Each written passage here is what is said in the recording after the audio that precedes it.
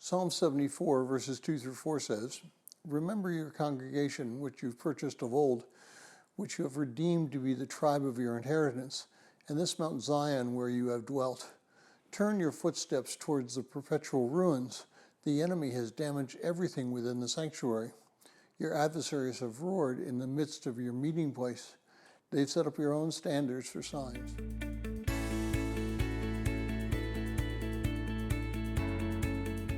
Now, if you're joining us in reading through this 6-month reading plan through the book of Psalms, today's reading is Psalm 74, the title through verse 8, and I encourage you to read that section.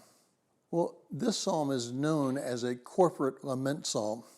Now, what that means is that the entire community is crying out to God because of some injustice that has occurred in their lives. Someone had caused them great pain. They were now crying out to God for relief from what was going on. And while we haven't been involved in this coronavirus as long as some, it has impacted the U.S. and the world in some ways more than other recent pandemics. You need to go back to the 1917 and 1918 flu pandemic to find a situation that rivals this one. And yet, we seem to believe that this virus is worse than any other virus that has ever been on the earth. And the next virus or situation will be exactly seen the same way. And I think that's human nature for the most part.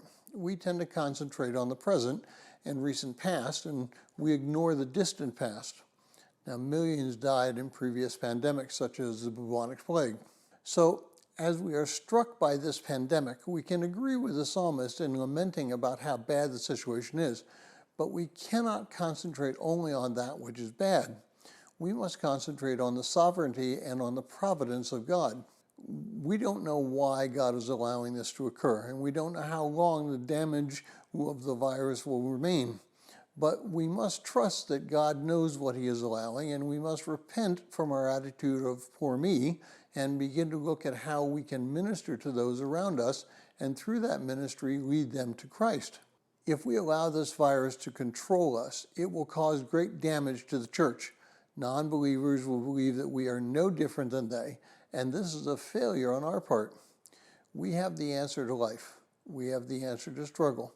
We have the answer to being fully human, but we must repent and allow God to fill and control our lives. And if you would like a PDF copy of this entire reading plan, please send an email to phineasjacobus@runningtohim.net.